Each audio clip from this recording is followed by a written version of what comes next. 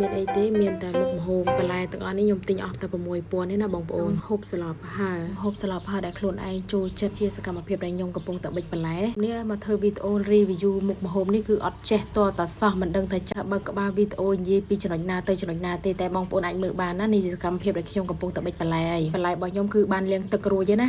ឥឡូវនេះកំពុងតែរៀបរាប់ពីបន្លែថាមានអីខ្លះហើយបងប្អូនអាចមើលបានបន្លែមុខម្ហូបរបស់ខ្ញុំមានប៉ុណ្ណេះដោយសារតែខ្ញុំទិញម្ហូបពេលល្ងាចអញ្ចឹងវាអត់សូវមានច្រើនទេខ្ញុំស្លប្រហើមួយមុខនេះគឺមានដាក់ល្ពៅត្រប់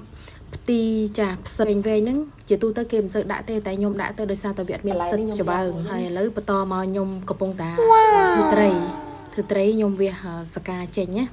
វាព្រួយចេញច្រឡំបងប្អូនខ្ញុំបានធ្វើរួចហើយក៏លាងទឹករួចដែរហើយមុខនេះខ្វះមិនបានគឺប្រហុកនឹងឯងជាកូនក្មេងក្បាលខូចដែលរប៉េះរប៉ោះចង់ញ៉ាំទឹកមួយឆាអូនអាចមើលសកម្មភាពបានណានេះជាសកម្មភាពរបស់កូនខ្ញុំហ្មងតាទាចង់ញ៉ាំមួយឆានឹងគេដែរនេះម៉ែ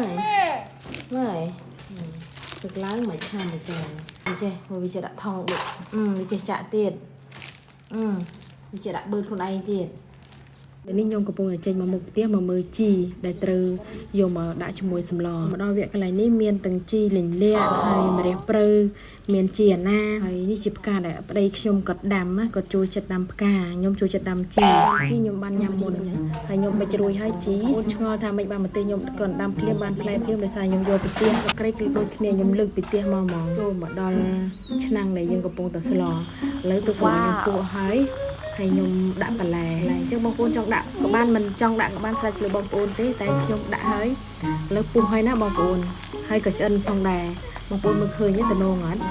វាជាតិឆ្ងាញ់ណាបងប្អូនយូរបានញ៉ាំម្ដងជាតិអស់ទៅនោះហ្មងបានមហូបរឹតតែឆ្ងាញ់ហើយពិសេសទៀតគឺខ្ញុំចូលចិត្ត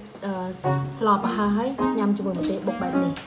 ជាតិឆ្ងាញ់ណាបងប្អូនហិលចាប់ផ្ដើមទៀតហើយ